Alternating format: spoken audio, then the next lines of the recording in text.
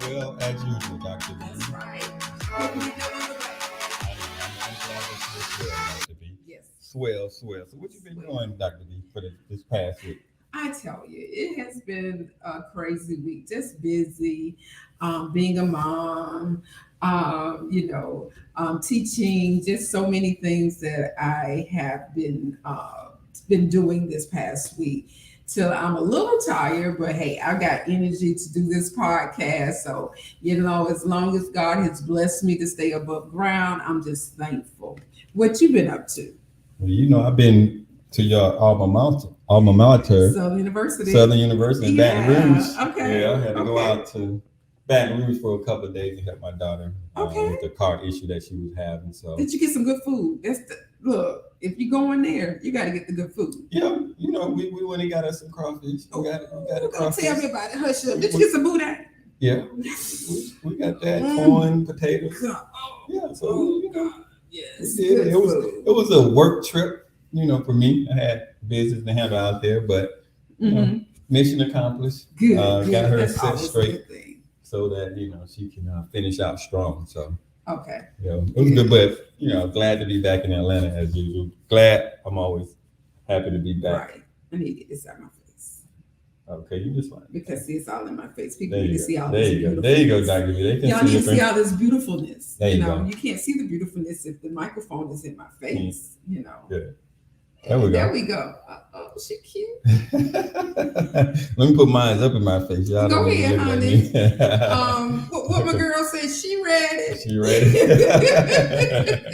Yeah, so it was a good trip out there, Dr. B. All right, good. Get out there, Mm-hmm. but forever glad to get back to the Yes, get back to the A, honey. To the A, Nothing get back like to the Georgia. A. That's right.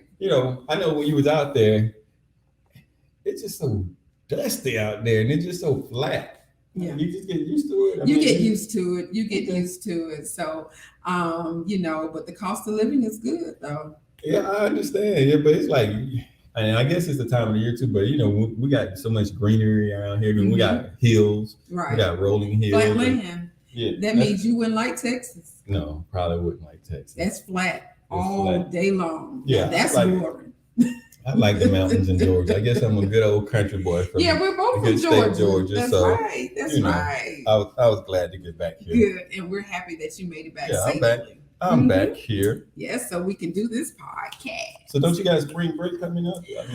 Yes, that's the first week of April though. Okay. Okay. First week of April. So still, trotting along, getting things done and getting ready for summer school too now. So summer school is just around the corner.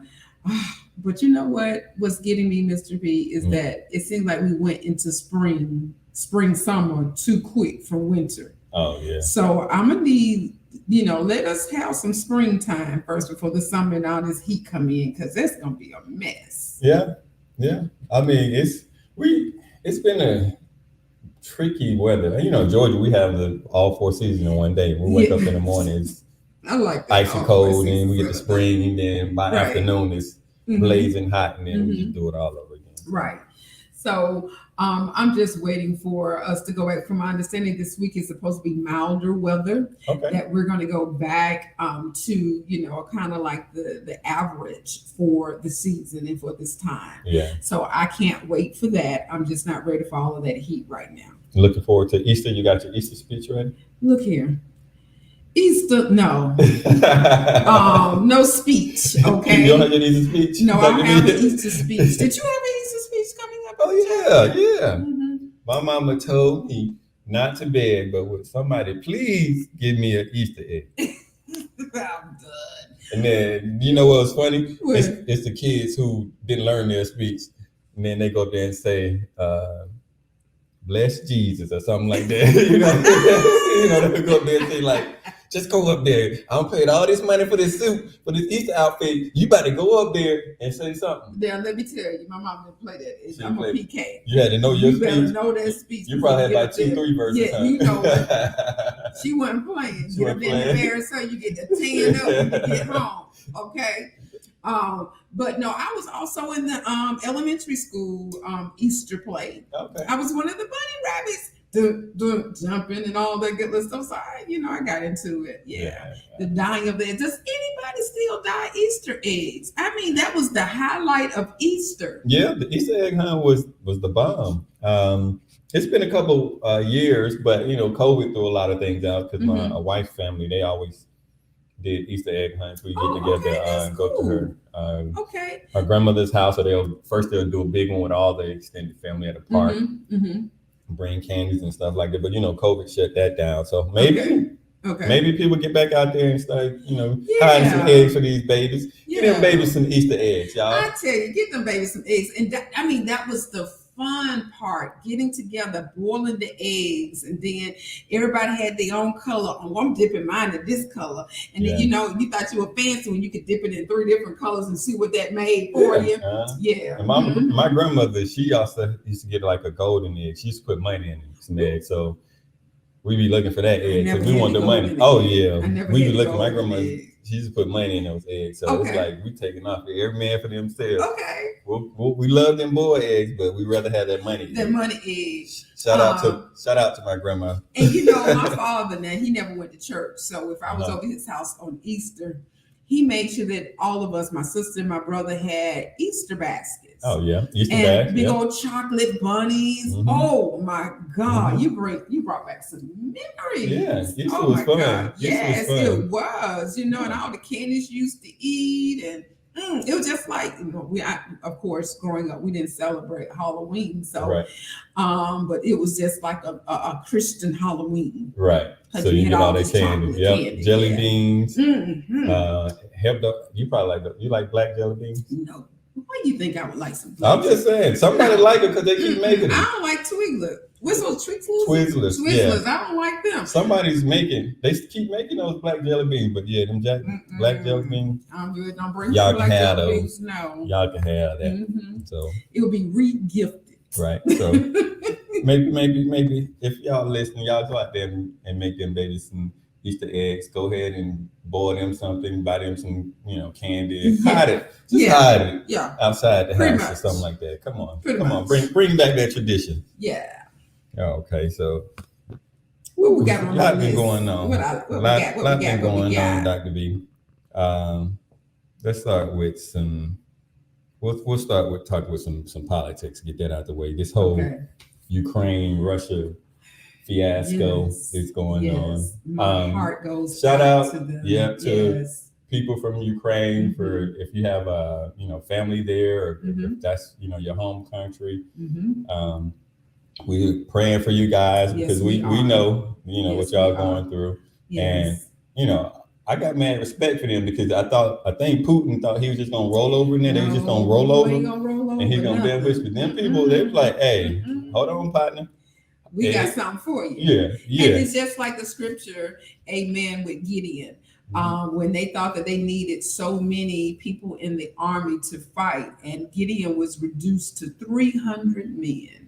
And won. And that's what I think about when I think about the Ukrainians as they're fighting. It doesn't take a lot for God to do what he needs to do. And so I see so many spiritual things in this with them working together collectively. And like you said, the enemy thinks that you're by yourself, that these are weaklings, but God raises up a standard of protection against your enemies. And this is what he's doing. I don't know who they're worshiping. I don't know who they're serving, but God works in whomever he wants to work in and through. And so every day when I wake, I said, he thinking that he was going to go in there and take over the city, but it's not happening. Yeah.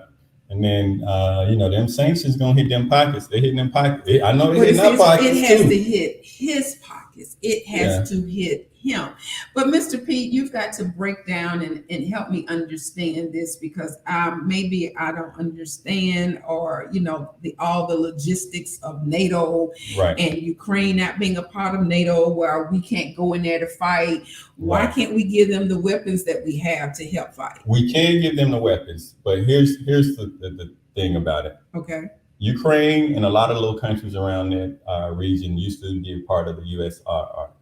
So they used to be a part of, the Soviet Union. So when Soviet Union disbanded, I can't remember how many years ago, they all broke out into their own separate countries and doing their own separate things. Mm-hmm. Well, here's the issue. Ukraine adopted a democracy. Okay. Which is a separate, which is Western, basically. Mm-hmm. So basically, Putin got an issue because a lot of the region around there, a lot of those countries are still loyal to Russia. Okay. But Ukraine wants to be a democracy and they're adopting Western ways. Right. So what Putin basically is trying to stop the influence of the West from spreading into that region. Gotcha. So it's about ideologies. It's about like, okay, if you gonna come our way or we're gonna get you in submission. So Crimea is another country that was smaller, right next to Ukraine, that they went in and took over that one. Mm-hmm. But basically it's, we have interest over there because that's a gateway to the east, to Russia. Okay. They do have like a port and a sea access there. Mm-hmm. So Putin is trying to control basically that whole region because it's in his best interest. And we, we like having access to having allies right there next door to Putin in case something was happening. Right. But see, when they broke off, a lot of those countries weren't, allowed into NATO yet. You can't just walk in and become a part of NATO. Right, because there's a process. Right, because essentially what happens is when you become a part of NATO, that means if any NATO country is attacked, then all NATO countries are attacked. Right. Right. Mm-hmm. So they'll go from you. So that's why Putin didn't want NATO. He didn't want them to be a part of NATO, and he was trying to negotiate, saying that they would never be a part of NATO. He might back up out there, but it's basically he's trying to stop Western influence from spreading within that region. Mm-hmm. So that's the basic. There's some other stuff going on, some nuances. Yeah. Okay, so is it that we are scared because he has stated that if anybody steps in to help Ukraine, you have waged a war against Russia or against him? Do you think that if we were to go into battle that we're scared of his nuclear weapon? No, we're not afraid of his nuclear weapons because we have nuclear weapons too. We're afraid of nuclear, a new world war, because essentially that's what it would be. Mm-hmm. If the U.S. and Russia got into it, we're the largest superpowers other than China now. China caught up that had nuclear arsenals and the technology like we did. So essentially, it's like, I get it.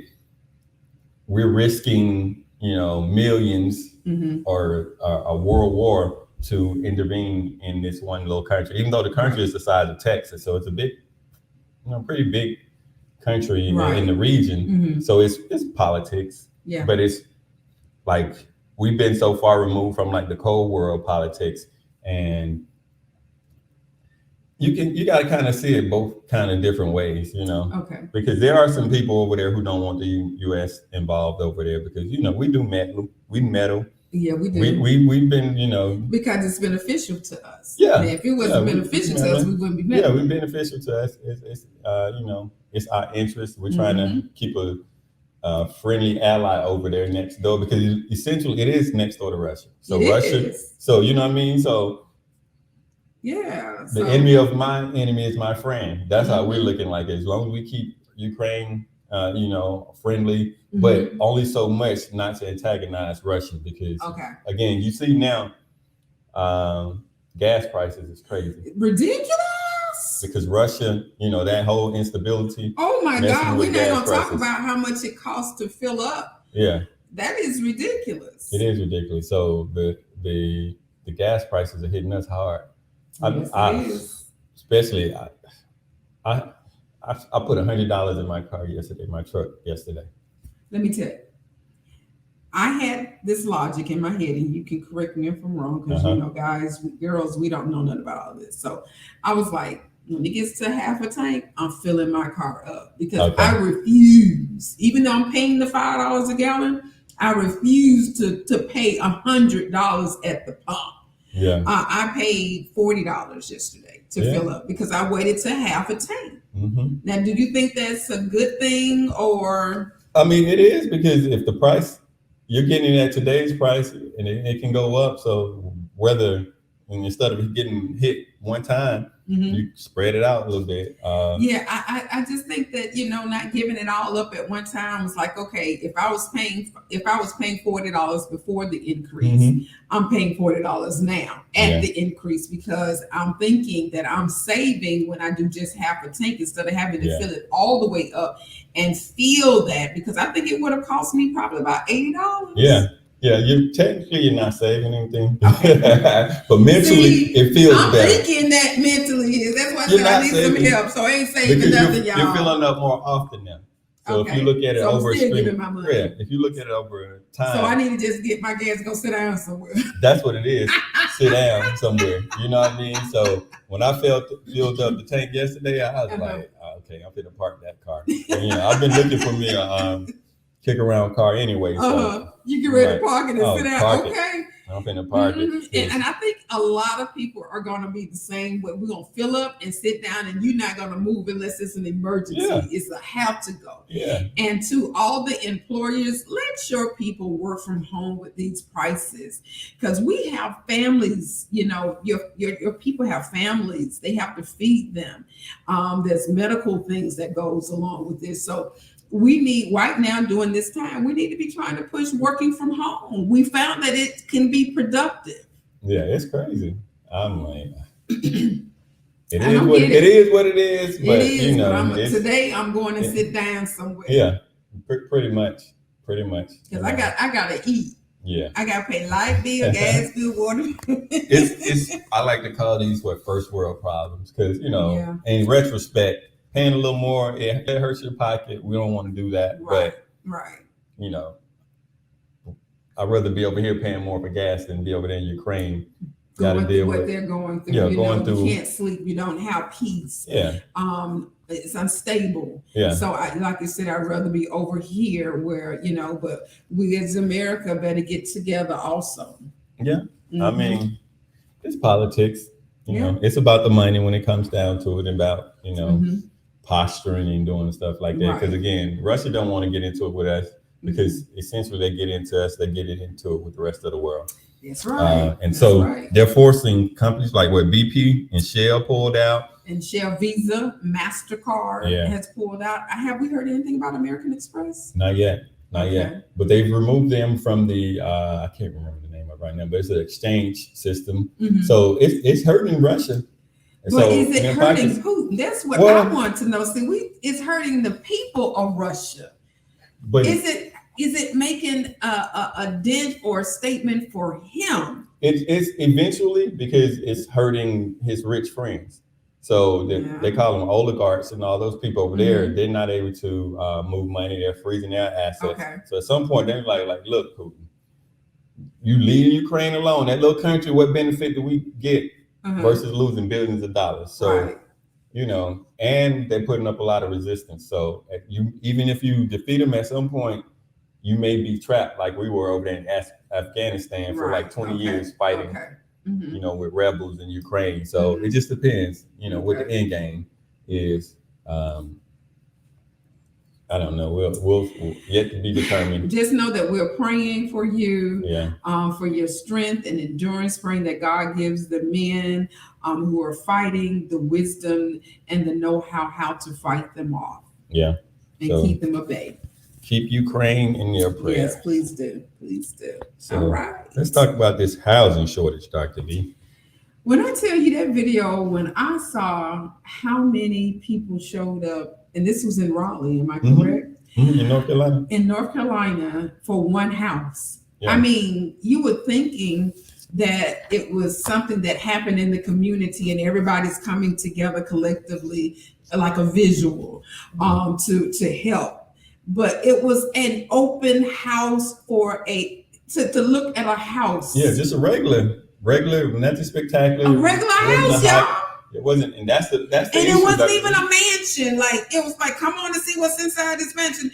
This house looked to be every bit of, if it was in the 80s market, that it wouldn't be no more than $100,000 home. Yeah, that's the issue, that there's not enough affordable housing because the prices have skyrocketed. Have you looked at your your tax statement or what your price? No, I need to look at it. Oh, okay, because it's going up. Yeah, it's going up because which is good and bad because of course our taxes going to go up. But I mean, when you think about it, it's remember my wife was watching a TV show called Married to Real Estate. Egypt, okay. You saw that? Egypt? No. Used to be on V103. Essentially, they were trying to buy this house. Now, first of all, the house was $430,000. Okay. So they was trying to get it before the actual owners put it on market. Oh, so they were trying to be proactive. Yeah, they trying to be proactive. They called it. I can't remember what she called it. Okay. Here's the thing. They thought they were going to be cool going in at asking price for $430,000. No, they like the sellers went back and forth and they wound up paying $475,000. So you asked $45,000 over asking price just to keep them off the market. Just imagine if they had put the house on the market. So the question now becomes, was it worth the $75,000 more? It depends. What did this house have that you couldn't find in another house? It depends. It's just like a car, Dr. V. It's like, I mean, it's an investment. The good thing about a house versus a car is, you know, the car is a depreciating asset. As soon as you drive it off, it's depreciated. Gone. The house, if you're willing to pay that much for it, you know, say 5-10 years you put investment, somebody's probably willing to pay more than that. Oh yeah. So, based upon the market. Yeah, based upon the market. So unless we don't have a crash like we had in 2008. It's only gonna go up in value. So that's crazy. It's crazy. Oh my God. Home ownership to me, and I think a lot of people got this misnomer that it's not a good thing. No, it is a great thing. It's a good thing. Ownership is the way. I don't know. Don't ever let anybody tell you, you know, of course it's a headache, but it's better than, you know, paying your mortgage or paying your rent to somebody else who applied it. So you're building their wealth. You're building their equity. Yes, you are. You got to pay to live somewhere. Their pockets. You got to pay to live somewhere. Yeah, you do. Unfortunately, we don't. You know, there's not too many free rides. No.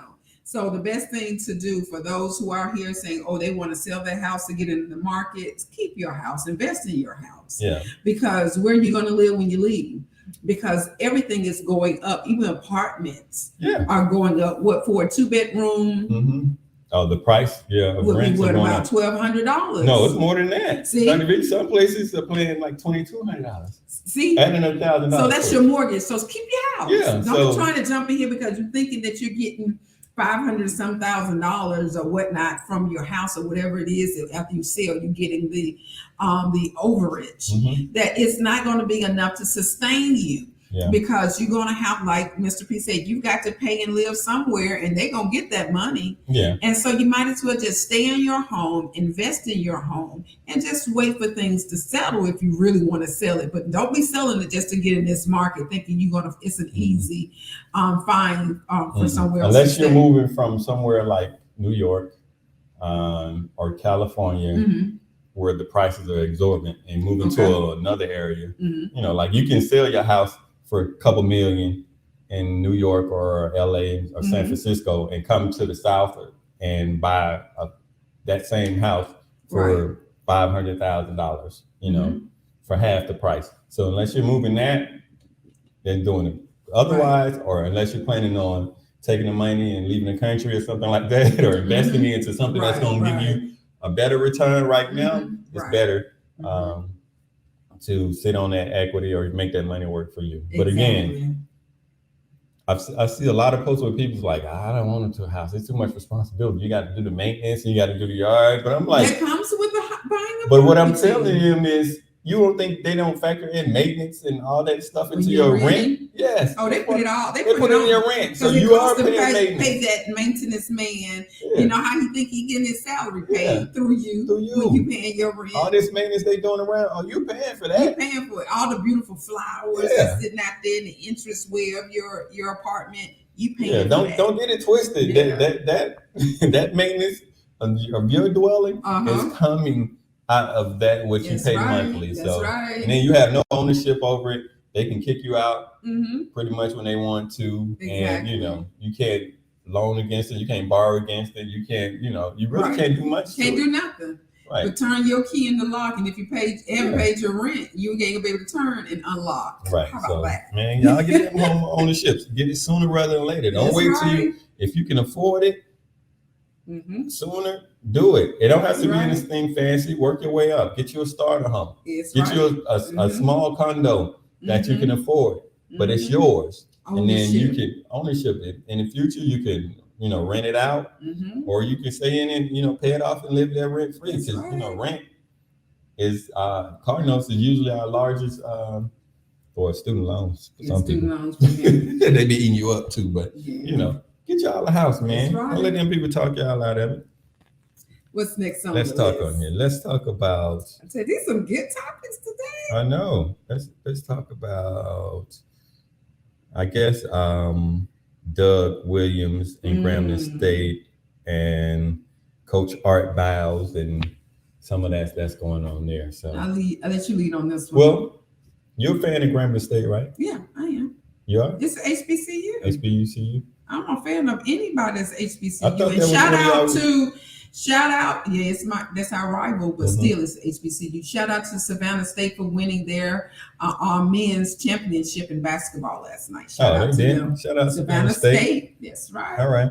But Doug Williams had a problem with the hiring of Art Biles, and Art Biles has since resigned from the position. All right. For those of you who don't know, Art Biles he was formerly the coach of Baylor University in Texas. He's won games. He won a lot of games at Baylor. But the issue was, and what basically led to his termination or leaving, is there was a lot of sexual assault allegations and sexual misconduct things going on involving the football program during his tenure there. And they felt like a lot of people felt like he didn't do enough to curb that and, protect the people in there. Doug Williams' problem was like, y'all bringing in this coach, but we got a lot of minority coaches waiting for opportunity.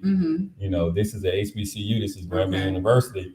Give on an Emma with all that baggage and opportunity. Give them an opportunity. And I could see where he was going, but and not to say about this coach that resigned now, because I think that wasn't a good fit.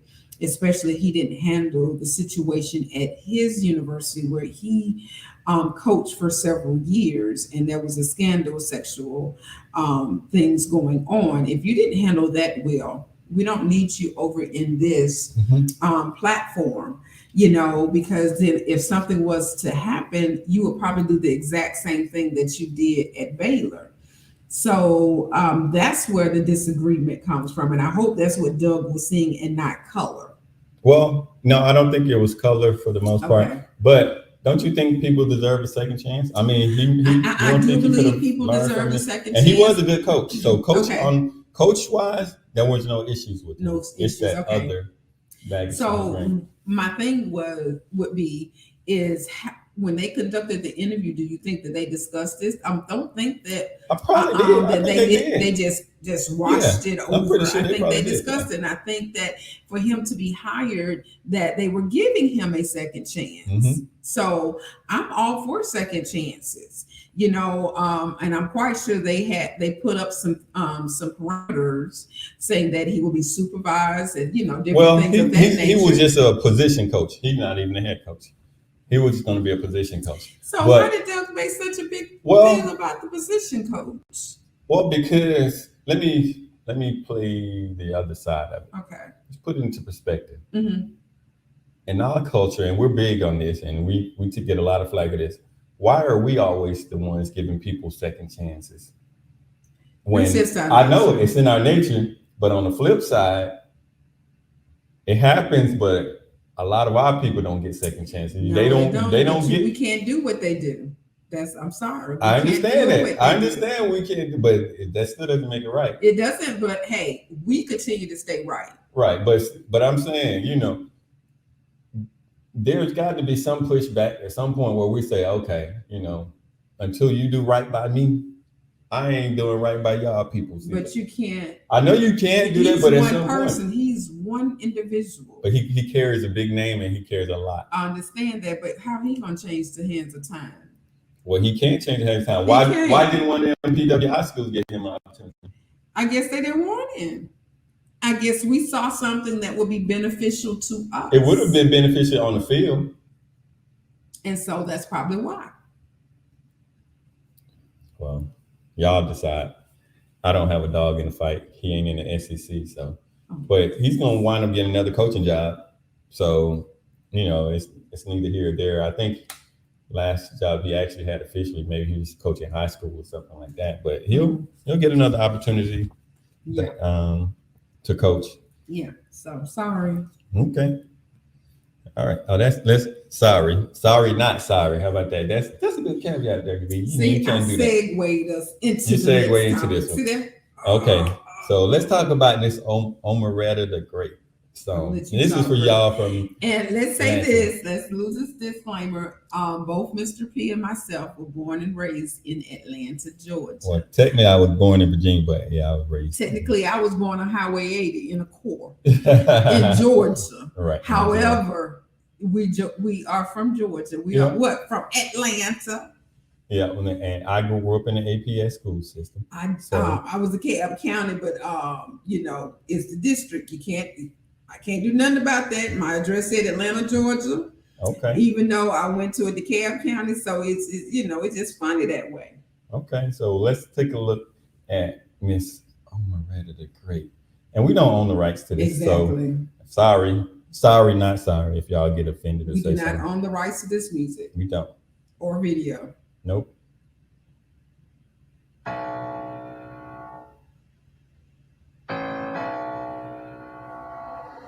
It's kind of catchy, that beat. Dame la ciencia. A soldier. It's kind of catchy.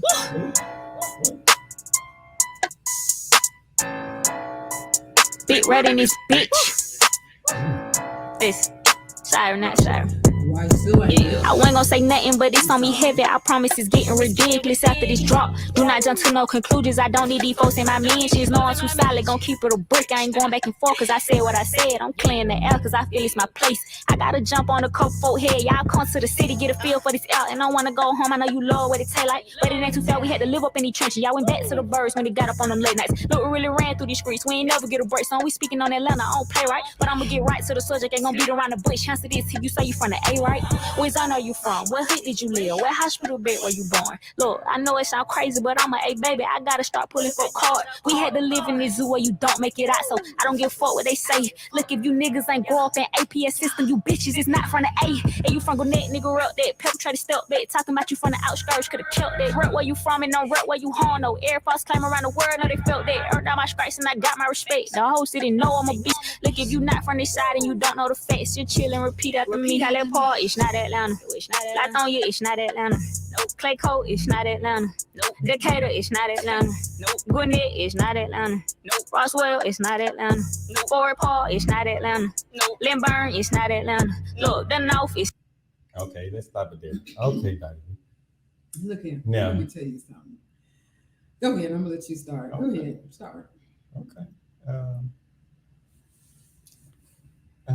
Well, she right. College Park is not Atlanta. Roswell is not Atlanta. Decatur is not Atlanta. She got a lot of smoke coming from this, and I think it was brilliant marketing. It was brilliant marketing, Dr. Lee. You can't knock the hustle. So you trying to say T.I. is not Atlanta? No, T.I. from Outkast is not Atlanta. They put Atlanta on the map. Well, go sit down somewhere. Outkast represented Helen and Below. That's over there by Greenbrier Mile. That's don't Atlanta. care. When they go or travel, people know they're from Atlanta. Yeah. Nobody knows or understand. Oh, I'm from Gwinnett. They don't understand that you're only maybe 10 minutes away from downtown Atlanta. Well, I think she's still in a suburban area. So what is she talking about? She's talking to the young folks who be trying to play hard. So I think that's what she's doing. She's talking to them kids from the suburbs who be coming in here trying to play like they hard, and they're really not hard. I used to mess with my daughter all the time. You know, we live east. Shout out to Conyers, Georgia. We at Conyers, y'all ain't no real thugs. I tell them, y'all ain't no real thugs. Y'all, y'all some middle class. Y'all some suburban kids. So there's not saying there ain't no thugs and no real ones outside of the city. But for the most part, most of these kids around this area who grew up in these nice areas, nice homes, y'all be repping hard like y'all from the hood. And I think that's what the message is saying. Y'all ain't from the hood, it's from the streets. Or the street. What the young folks say? The streets. They ain't from the streets of Atlanta. Yeah. So I think that's what she's doing now. It's brilliant. I hope that that's what she's doing and that wasn't putting off on our Atlanta rappers. Because I'm still saying the Atlanta rappers. Well, most times people, I think like some of the Migos is from like Gwinnett County or something like that. But I don't think she was directing at anybody specific. Future is from Kirkwood over here by you. I think. Now, how's Kirkwood? You tell me where I was raised? Yeah, where you raised? Okay, Kirkwood is like, I Atlanta? don't live on no Kirkwood. No, I'm saying where you from. Don't you represent East Atlanta? Yes, Southeast Atlanta. East Atlanta. What's the name of the places? East Hampton. East Hampton Apartments. So it was telling. See, that's what a lot of people was debating about this. We tried to explain to them, for those people who's not regionally, how it was a big debate too when I was on another show I was watching what they was talking about, because we were telling the people outside of the city, we don't consider anything inside 285 the suburbs. Okay.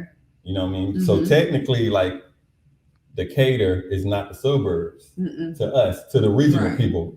I guess people kept pulling up, like, by definition, it's adjacent to the city, so it is by definition the suburb. No, we're talking about the mindset and the lifestyle for people outside of the city. Exactly. Outside of 285, for those who are not familiar, 285 is a big interstate loop that goes all around the city. You get on in any direction and you stay on it, and you're gonna loop right back around. It's a big circle where you started from. So for people here regionally, we don't consider anything inside that suburbs. Right.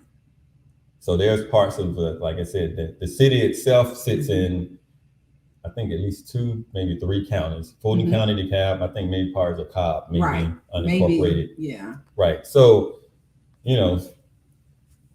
it's not. It's an APS school system. It's police systems. And you got some DeKalb counties. So, yeah, you got some DeKalb counties too. So it just depends. So, shout out to Omeretta for, she went viral for it. A lot of people pay attention to it. Yeah, her name is out there, and then she accomplished what she set out to do. Yeah, she did it.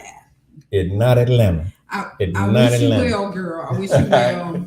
But my daughter was talking about it. She's heard it because she's been rapping for a long time. But this is the first time that notoriety. Yeah, that she went this global viral. Yeah. And so I guess the people who are not familiar with the city are like, what is she talking about? Why are they doing that? Why is it such a big thing? But for people local, for the locals, we know. Yeah. We know we represent out when you leave the state.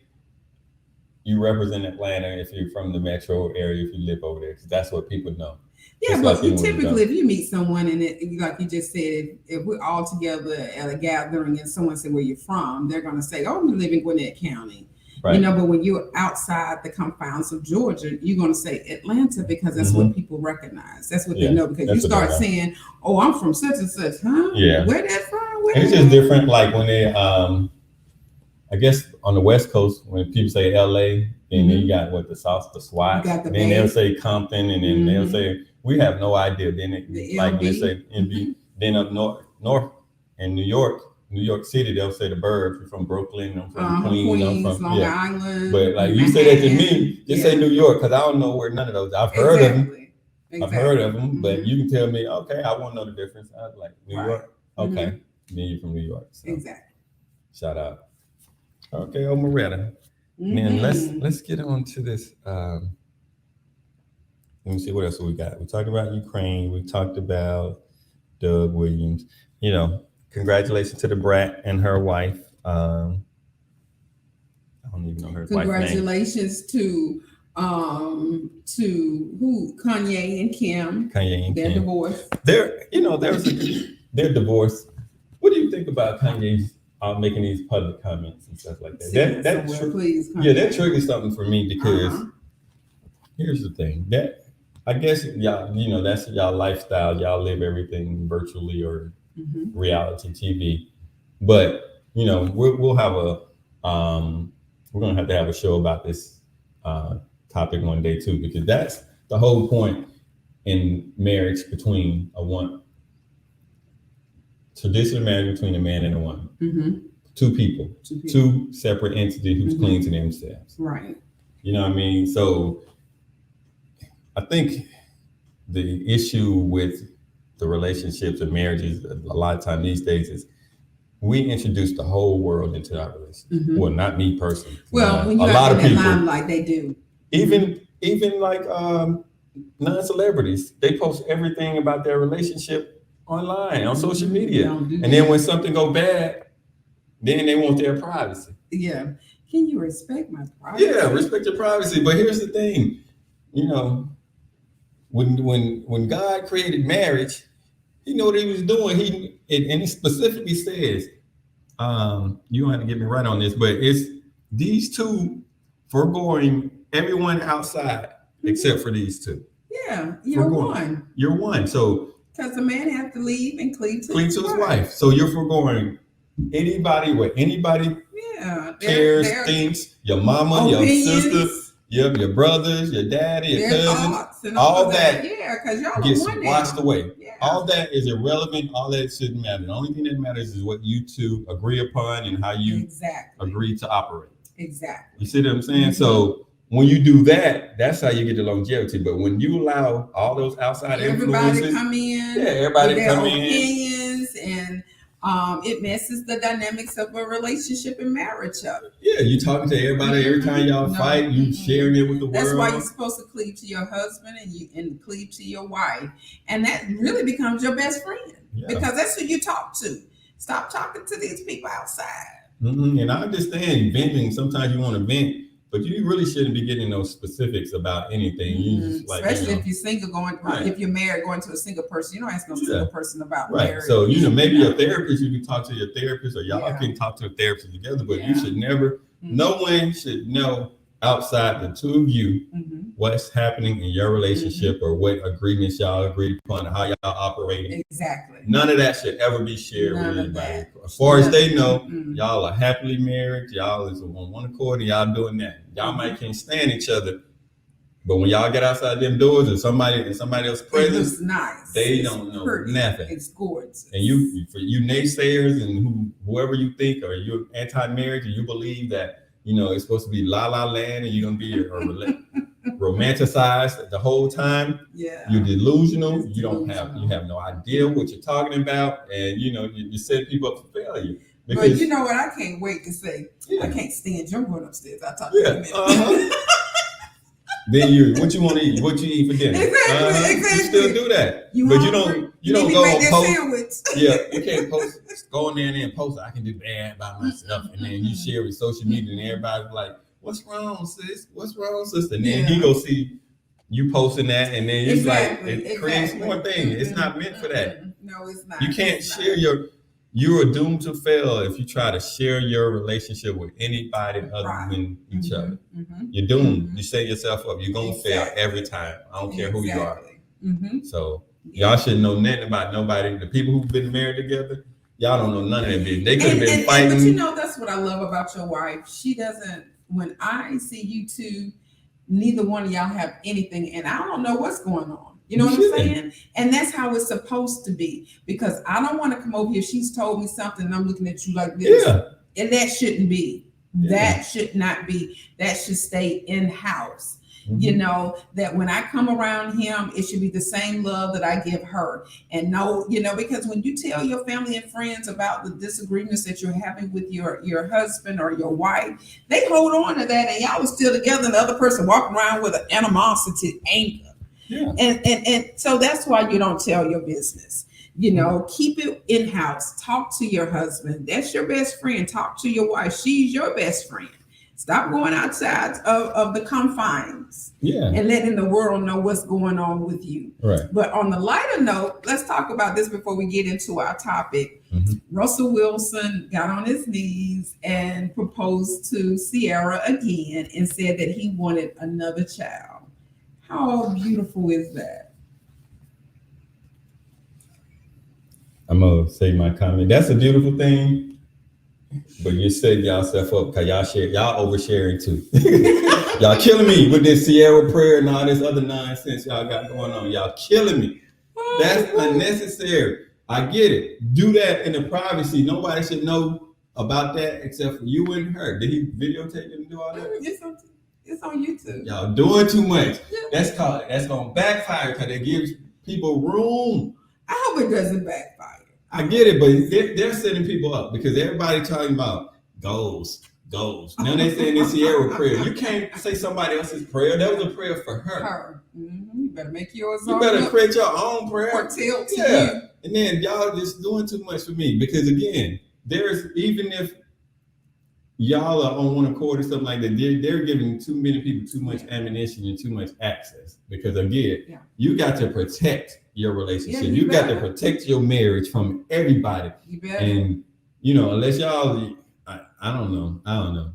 I just think it's a recipe for disaster because any transgression, any slip ups, even if it's innocent, if it looks that way, people are going to grab on it and they're going to like, see, I told you, I told you. Exactly. I told you, you know what I mean? So I just saying, I wish him the best. Mm-hmm. God bless him. But I just think, a lot of this stuff we need to keep to themselves and their privacy. Right. No one should know that he did that until they are doing the wedding. So stop, stop flexing for the gram or whatever they call it. Stop flexing. Whatever they call it. But anyway. All right, so shout out to Russell. Do your thing, baby. I ain't mad at you, Russell. So don't take it the wrong way. I'm just saying, bro, everything does not need to be shared. Right. Everything does not need to be shared with the world. So now we're going to get into our topic today. Let's get in this topic, Dr. Okay. D. I'm trying to remember what kicked this off for me. I don't know. Maybe it was a conversation we had.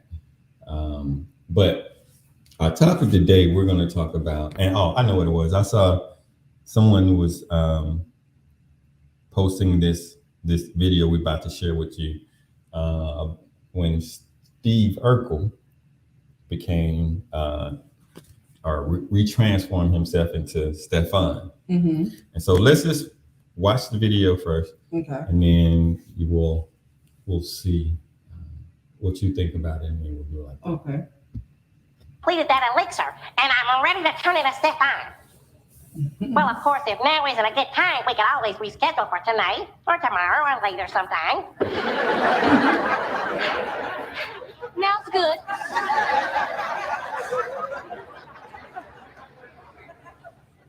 A little anxious, aren't we? Interested, that's all, but enough chit-chat. Let's do this. Now, wait just a doggone minute. In a few moments, Steve Urkel will cease to exist.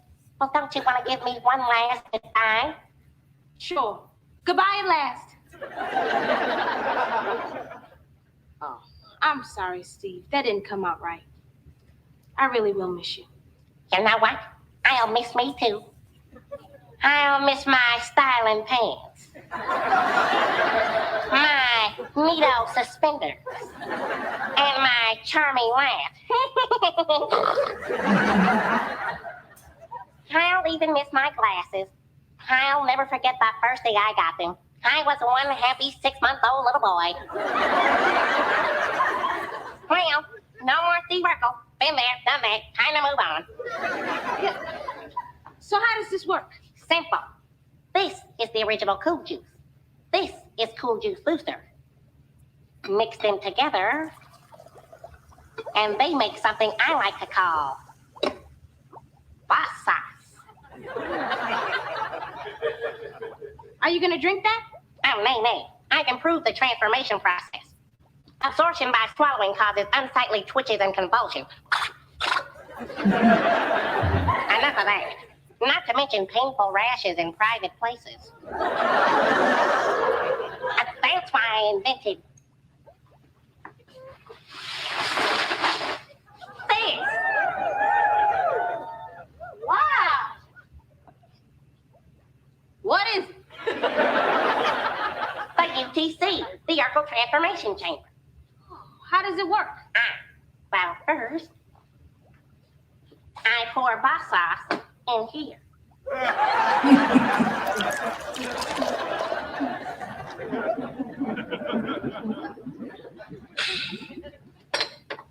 Then, once I'm inside, you pull this lever and every cell in my body is bombarded with boss sauce.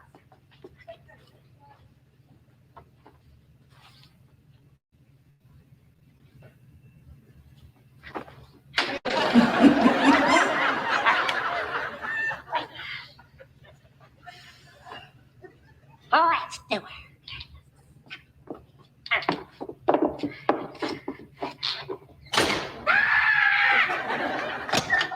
What's wrong? It's dark in here.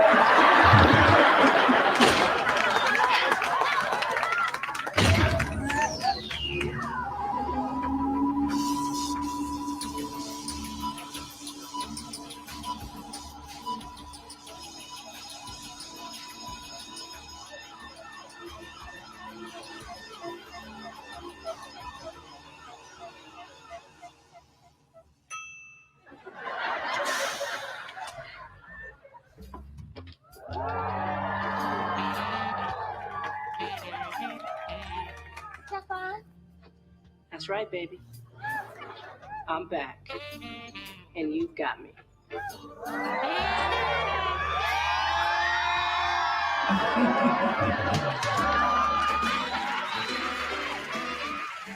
All right. Iconic sitcom.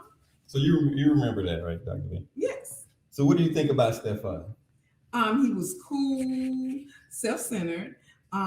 He was not a nerd. He was attractive, nice dresser. That's what I think about when Stefan comes to mind. Okay. When I think of Urkel, I think of nerd. I think weird, brilliant, or pain. Those type of things come to mind when I think of him with the suspenders and all of that stuff. So you don't think Urkel was loyal, attentive? Yeah, he was always loyal and attentive to Laura. He was. You don't think he's attractive? No, I didn't think he was attractive. No. So all he had to do was take off his glasses and change his clothes? And became Stefan, and then Laura was interested. I mean, so what's the topic today? Give people the topic. The topic is, why Stefan instead of Steve? Oh.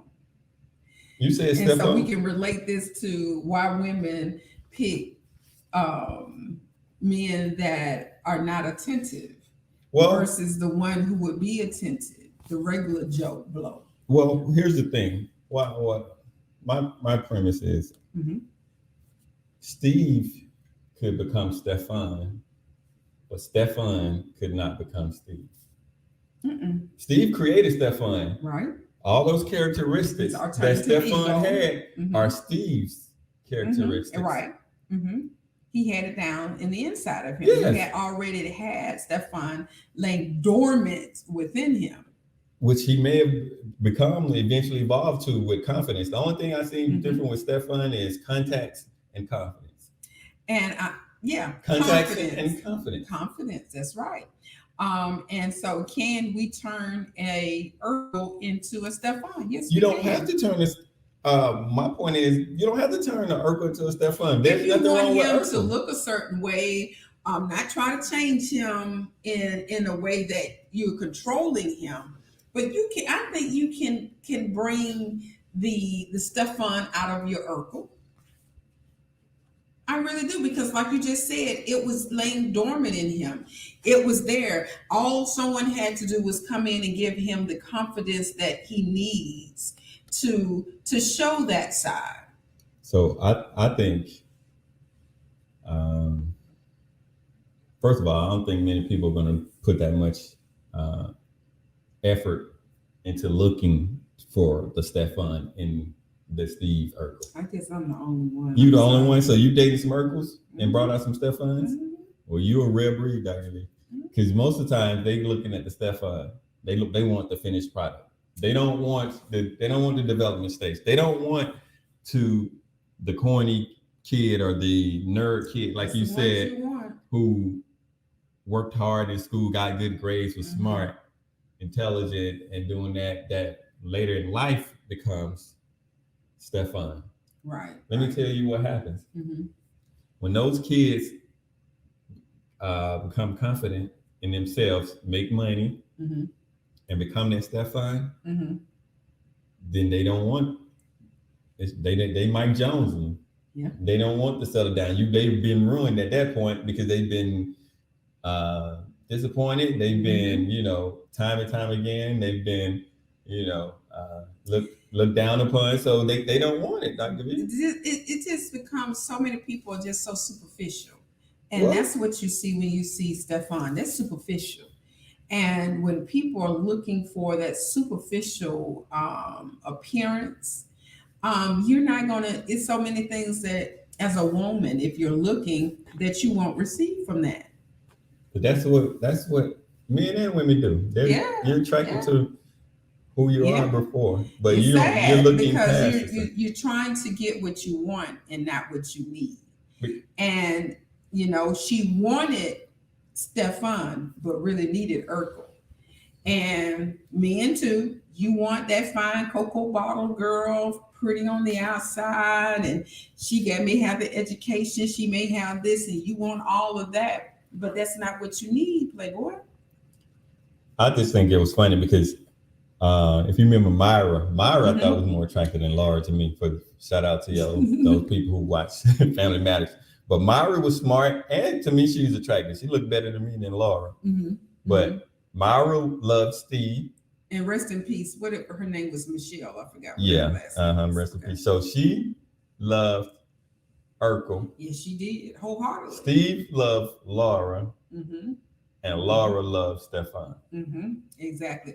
For that meantime, because remember at the end, in the finale, she chose Urkel over Stefan. That's not how real life worked, though. That's a fantasy. She woke up and realized what she needed was not what, that she didn't need to have the want. She needed the need. That's, first of all, it was written, and in real life, she wouldn't have done that. It was scripted. In real life, she would have been chasing Stefan. It's some real life women or men who probably did go for the one that was, that they needed. For the women, but then I doubt it. Very seriously. Because you know why? It's too many single people. Everybody single don't mean that it's obtainable, that you're gonna be, just because you're single don't mean that you ain't out looking. No. But here's the thing: you probably ran across a Steve, but you bypassed him. I'm not talking about you per se. Okay. I'm just saying there's a lot of single people out there who ran across Steve Urkel's or of some form of it. It doesn't have to be the nerd. It could have been somebody who just, like, say, was a country boy, wasn't sophisticated, or somebody who just wanted a simple life. They wanted to work hard, get a regular type job or whatever. And you have this fantasy in your mind that y'all gonna be power couple, y'all gonna be doing this and that and that, y'all gonna have the be millionaires, be the goals. Y'all gonna be the next Sierra and Russell and Sierra, the next Beyonce and Jay-Z. Right. No, you set yourself up because it's not gonna happen. Because I think we can have this conversation all day about the superficial, right? And when you get to a certain level and certain age, a level of maturity, you realize that the superficial fades, right? Because we've all had that person that we were like, oh man, you just thought they was heaven on earth, better than sliced bread. But once we got to know them inside, ugly. Probably the most horrible thing that we've ever seen. You see what I'm saying? You learned about them. Right. Ugly. You see what I'm saying? Ugly. So we've seen that. But there's still a lot of people who still stuck on the superficial. And I'm not saying you shouldn't be attracted to who you like or whatever. Yeah. And you shouldn't, you should settle or whatever. But what I'm saying is there's a lot of Steves out there and Myras that, for whatever reason. Now, Beyonce could have had anybody that she wanted, right? Jay-Z is not the prettiest. He's not the handsomest. No, I'm serious. When you look at them, you be like, ooh. So, obviously it does attract when it comes to looks. So I don't think she based him, and I don't think she based off money because she making more money. Yeah, okay. So there's got to be something. So money wasn't. Yeah, money wasn't. So she was attracted to the inner part of Jay-Z because we already know he was not the best looking one. Okay. Well, that she could have gotten, and you know that. I'm just for you look at some. Who do you think? Even if you look at Russell Wilson and Sierra, they ain't like the most attractive people in the world. That's what I'm saying. I mean, you look at Kim and Kanye, they're not the most attractive people in the world. In his mind, she thought she was the next thing since like to me. I just seen, I'm black talking about the that humbleness of some of the celebrities like the Russell Wilson and the Sierra and the Beyonce and Jay-Z. Because I just don't see it when you talk about Kanye, and let's keep them out the whole conversation. Well, who's another celebrity? Okay, let's switch over. Who? Michelle and Barack. Barack and Michelle. They're not unattractive people. No, they're not. They're not the best looking people. Right? But I'm pretty sure there was some level of attraction to here. There was probably an intellectual attraction there. For them, they complemented each other. Well, I know Barack got caught up in Michelle's curves because Michelle got some curves. Now you can't knock that one. I know Barack. You was over there in Hawaii all them years, and then you got to Chicago, and you saw them curves. I ain't knocking you, Barack. I ain't knocking Barack. I know them curves that got you. But first caught your eye, but then as you got to know her, there's the other things that happened. I get it, Barack. And then she's beautiful inside and out. Right, I get that. So that makes a difference. Who's another? Let me see. Because even like some people thought like some of the most attractive couple. Let's flip to the other side. Like who was Brad Pitt married to? Brad and Angelina Jolie. Everybody thought they were just the most attractive people. But he was with Jennifer. Who was with who he was married to first? Was it before Brad got with her? Yeah, the Friends lady, whatever her name, Jennifer Aniston. He was with her, left her. I think did Angelina Jolie leave him? Yep. She left him, and they had all them kids. Who was an attractive couple? So it's really the point is the attractiveness is only gets you so far, right? So far. And let's look at Carly B and Quavo. Not knocking nobody look that they weren't, they ain't my cup of tea. But still, my cup of tea. It wasn't superficial, I hope. You know what I'm saying? Because they're still together. They're still together, but they've had their bumps in the road. Again, we're trying to say that's one they got too many people in the world in their business, but whatever. Exactly. This is what I'm just saying. Sometimes we have to look outside of the looks, and all Laura was so fascinated about was Stefan's coolness. Till she really didn't check the heart of the man. Well, yeah. And that's the problem that not everyone, that certain people in society, we look too much at the outer appearance and we never take the opportunity of the time to look at the inner person, because sometimes God sends people our way of what we need and not what we want. And sometimes what we want, we don't, what we need, we don't want them. They would push them off to the side because, he's ugly. He wears his pants high water, or he, doesn't get his hair cut low enough. He don't make enough money. We look at these different things. And let me tell you, it was so funny that a friend of mine went out on a date and come to find out that this guy was disabled. And so his thing to her was, so I guess she don't want to talk to me no more. Once she's now discovered that he's disabled, and she said, "Well, why would you say something like that?" But in the as we kept talking on the phone, she was like, I maybe would have, continued to talk to him. Maybe if he had he was an entrepreneur. Maybe if he had some money. So this is how people think. Okay. You can't change that. This is what they believe. Okay. Let's talk about the money thing. Does money make you more attractive? It can dress you up, but money cannot love you at night. So you saying say if I'm a 6, but I'm a millionaire, that multi-millionaire, they don't bump me up to a 8? Oh yeah, it makes you look well. I'm just saying for me, because people with money don't mean that they're going to treat you well with it. Like because if they love and money and they got money, don't mean they're going to adorn you with different things. I mean, they can still have a bad, jacked up attitude, and you want to stay just for money, and they could be verbally abusive to you. Well, no. So some people think, because some people think like unattractive people treat me bad. At least I'm getting money. No, it ain't worth it. It's not worth it. I'd rather have my sanity, my mind. I just wouldn't put myself in that position.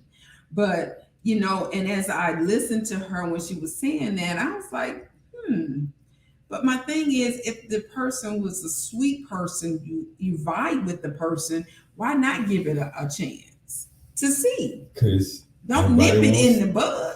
Because they want Stefan and not Steve. You want the finished product. Again, y'all want what you want, but not trying to get what you need. Well, that's why a lot of people single. I mean, I don't know, WB. I've been at the game a long time. And yeah, you have. So I've been at the game alone, so I haven't been in the dating field, right? For quite some time. So my thing is, you just, it's sad that we're still stuck on. I like to say stuck on stupid. And as the first lady of Bishop that I used to attend church said, that's why you'll be a part of the single committee all the time. Yeah. Well. Because you're so picky, you're so choosing. Now, then that comes a problem. Let's talk about the pickiness of this situation. Of women picky. That when the Urkels come into their life, the picky. Yeah. Oh, this, oh, that. What's up with that? So explain the side of the men, and then I'll explain the side of the women. Well, I don't think men are as picky as women are. I think there are some men, that not all men, in general, men are not picky in terms of must be 5'2" with a 6-pack and this and that and that. Because men will say something like, okay, must be attractive, can cook or something like that, or something like that. We don't get the specifics that women give. Like what y'all got that 666 thing? You heard that rule? I heard somebody that's what I want you to tell me what the 666 is. So that sounds like that's the money. 6 feet, 6 figures, and 6 inches. I didn't make it up, Dr. B. I didn't make it up. I didn't make. Why are you looking at me? I didn't make it up. That's the 666 rule that the women got. At least. So I'm just saying, that's, ladies, y'all made up that rule. I didn't say men. That's right. So I'm just saying that's what the dumbest rule I've ever heard. 6 feet, 6 figures, and at least 6 inches. Because when you laying in the bed, you're both the same. Come on. Well, you don't need. What are you gonna do? What you gonna do with it? I think it's a romanticized. I think people romanticize. That's why everybody likes the Stefan, because if you watch this clip or you watch this episode, you remember Stefan was, super romantic, super. He set up all things. And, I think had Freddie Jackson come in and sing and he did all that stuff.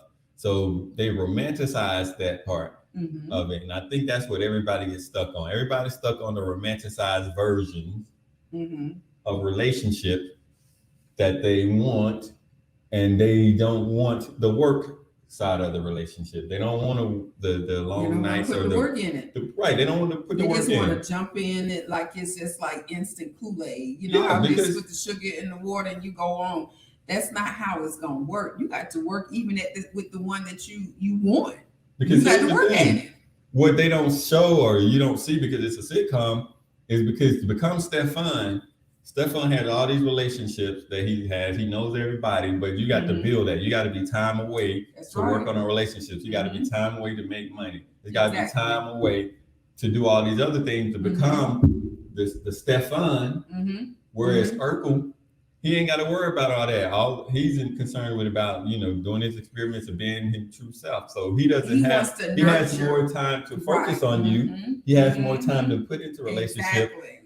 And where Stefan's got to be off being Stefan. He can't just be Stefan for you. He got to be Stefan for everybody. Exactly. And then you get into the relationship and find out that he's not paying you attention. He's not being, like you said, attentive to you. He's not fulfilling or supplying what you really need. Not want what you really need in your life. And then you get caught up. If so many women, they say, oh, I want me a man that's about it, like to hang out, like to do this. And then when you're ready to settle down, he's still out there wilding it out. And then you want him to come home. No. I think, and this is from a man perspective. Okay.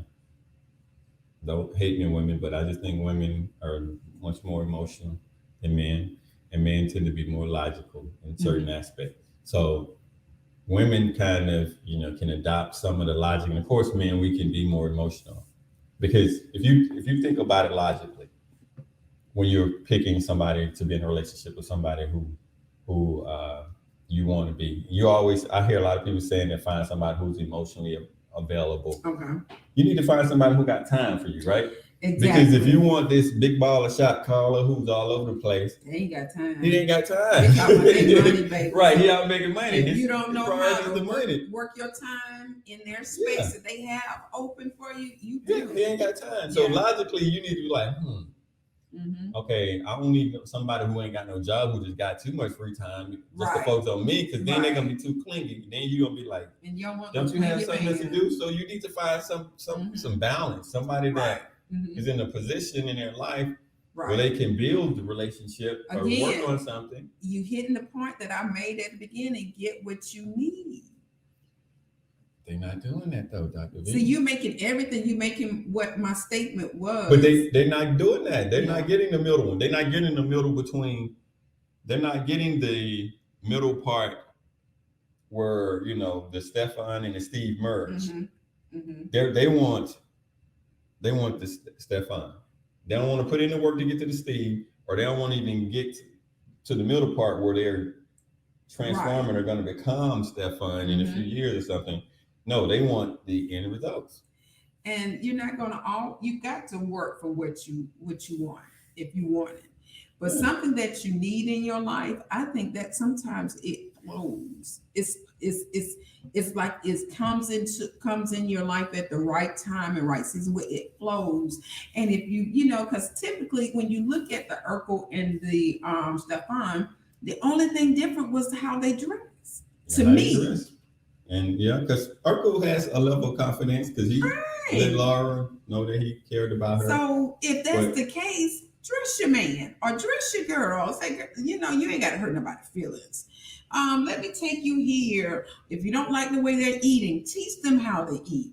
When we go out somewhere, and this is not to be offending anyone, but if you want that type of man or you want that type of woman that you're able to take places and do different things of that nature with, to get to the Stefan, work through that Urkel, work through that because they have that. And maybe they never been with anyone who gave them the confidence enough to bring that out. I think you're talking to a lost cause. Lord. They ain't gonna do it. But do you understand where I'm coming from? I understand exactly where you're coming from. Okay. But they're not gonna put in the work, the effort, or the energy. I told you they want the rewards. They don't. Everybody wants the reward. It's probably started when y'all started giving everybody trophies for participation. So they want That trophy. No, you didn't say trophies for participation. Because people see, even if you sat on the bench all year, you got a reward at the end. You got a trophy at the end. So that's what everybody wants. Everybody has that mindset that, hey, I dated some people, I participated in the dating pool, I'm single, I should get the #1 championship role. I should get a trophy at the end. Even though you didn't put any work in, no real work in there, you was just there. Exactly. So, but that's what you want. That's what you want. That's what you And want. then you can't get upset or be surprised when you come 3rd, 4th, or 6th in their life. Well, because you're not going to be #1. That's what happened. You're not. That's what happened, and it's unfortunately I've seen over the last few years they're not getting closer and closer together, getting farther and farther apart because now we're trying to label and identify people and categorize people in certain ways so that we can feel like that they meet our level, that they're worth our time, our energy, our effort. And so those categories are just basically putting you further and further apart. They're not bringing you closer together because you're not putting anything of substance. You're not putting what you bringing to the table into the relationship. I think y'all need to taking. So everyone who looks for superficial, what are you bringing? What are you supplying? I'm gonna tell. I'm being controversial, Dr. V. Forget that table. Kick over the table. Kick over the table. If there's a table there, kick it over. Kick it over. Okay. Kick that table over and find somebody who wants to build a table. Ooh, I like that. Build a table together. I like that. You it's see the what I'm reason why saying? you're getting your PhD. Yeah, that's what. Build a table, Dr. V. Build it. Forget knock that table. one down because Knock you know that what? It's one probably down. old anyway. Yeah, kick you over need that a new table. Talk Build about it. what you bring. Create what you want. I need a build. Well, not me per se, but that's what y'all need to be saying. Y'all need a builder. You find two people together and like, hey, you know what? I already have some 2 legs for this. What you have a couple of legs that we can put together, and then we'll make a top together. That's how you build. That's how you build a table like that. Everybody you don't come about, the table already built. You don't own it. There's no ownership in it. It's already there. But if y'all work together and you say, hey, I got a base, I got a table. Well, I can put it together. Can you paint it and sand it? Yeah, I can sand it. Right. So let's go find us a top. Let's work together, and then we'll get us a nice marble top on there. And then when you're done, then y'all eat off the table that y'all built. Exactly, that you built and created. Anybody tell you what he brings to the table? Walk out, kick the table over. Both of y'all need to kick the table because you're not in the right mindset. Exactly. Get in the right space. Right. You've been in the right space. You need to find somebody who wants to build the table with you. Exactly. So if their table too full and they already got their table, they ain't got time. And then you got to remember too, you limited. If you're trying to find the 666, you limited to their funds anyway. So you come in there and you're gonna be asking him for money and begging him, can I get this? They're not gonna be giving that money out like freely like that when they're dating you. When they're not gonna do that. And so Urkel's like, hey, I got you, Laura. I can supply your need. You ain't got to work if you don't want to work. I got you. You could be home and you ain't got to be, because I'm gonna make sure you have an allowance. That's what the Urkels can do for you. Just think about it. Steve could have made 10 Stefans because he got the formula. He got the formula. He could have took his formula and transformed all Steve's into Stefan's. He got the formula. He had the formula.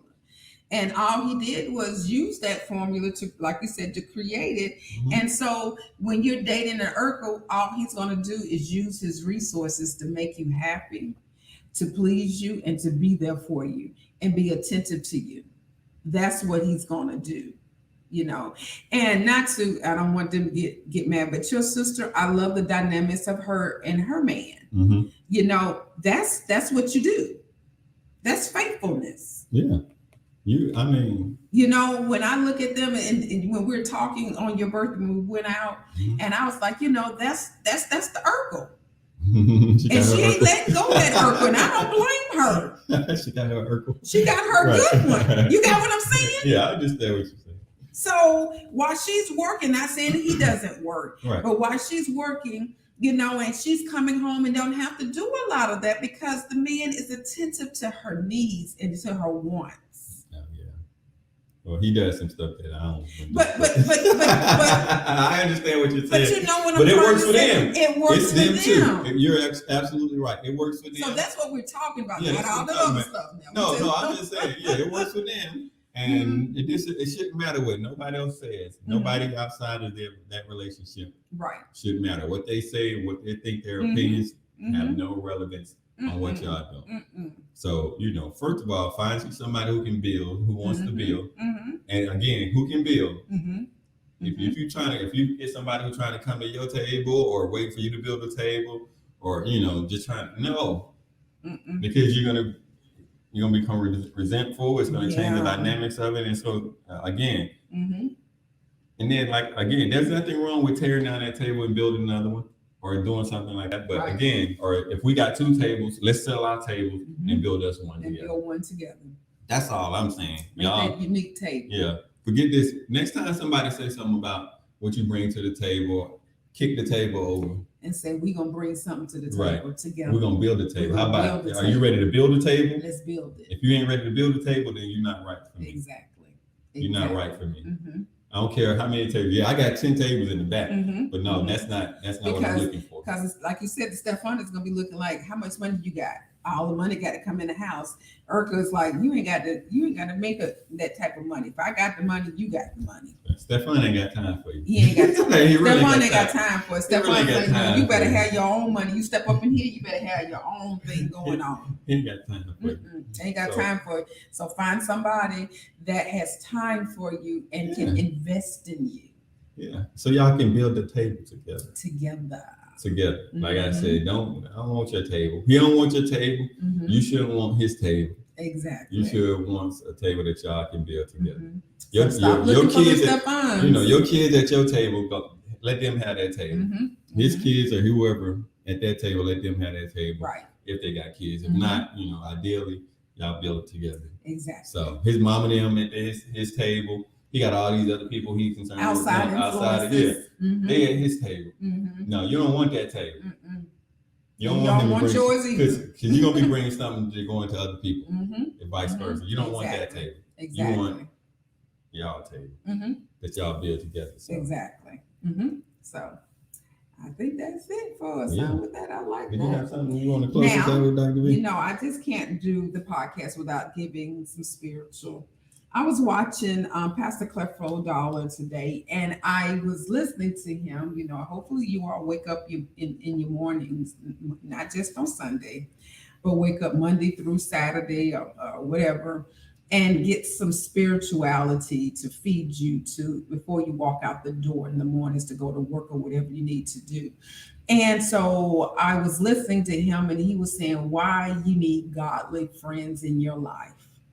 He said, because during the pandemic, you found out who your friends were. You found out if you actually had friends during the pandemic. And he said, why we need godly friends in our life. And this is Pastor Creflo Dollar, so I don't want to take no credit for this. He says, because they speak truth into your life. They speak when you don't want to hear the truth.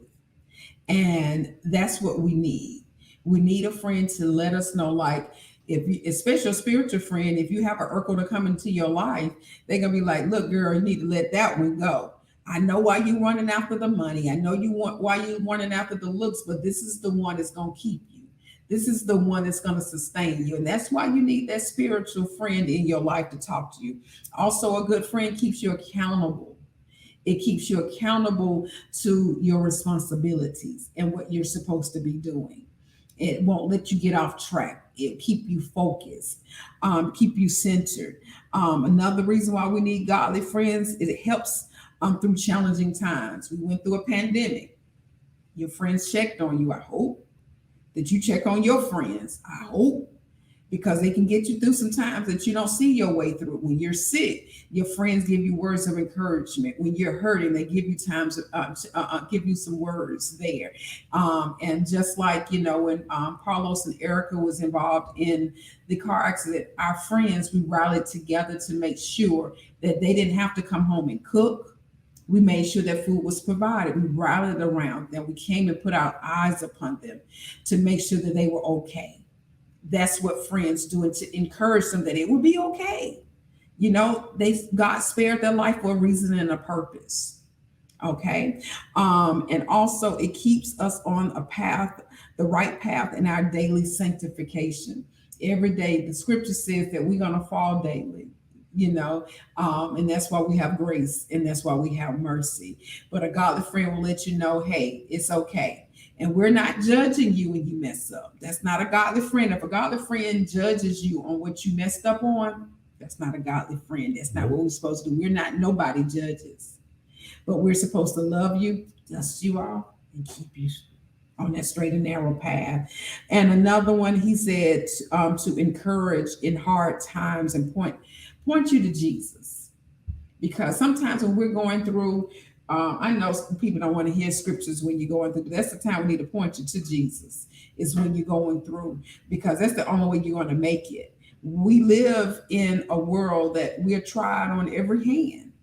So you need spirituality in your life. You need that for us to point you back to God, to let you know, hey, you put your eyes off God, and we got to steer you back to him. Because that's where your help comes from. That's where your strength comes from. That's your source and your resource. Not your job, not your money, not what you're driving, and not what you live in. But it comes all from God. All right. So make sure you get you some good godly friends. I love it when he tells me, that's why I keep you in my life, Vanessa. That's why, yeah, you got to have some godly friends, because we're gonna let you know. Absolutely. We're gonna let you know. So that's all I wanted to say from the spiritual corner. All right. Amen. All right. Say it again. Amen. Amen.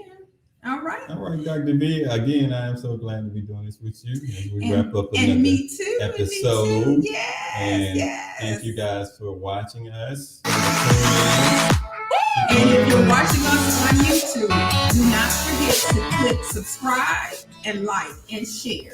Subscribe, like, and share with 3 of your friends. Yeah, Thank you. We're working it out. We're going to be bigger and better than ever. Yes. Just give us some time as we work out through the process. Yes. And then once we get everything flowing, we'll be good to go. That's Thank right. you. Thank you. Love you guys.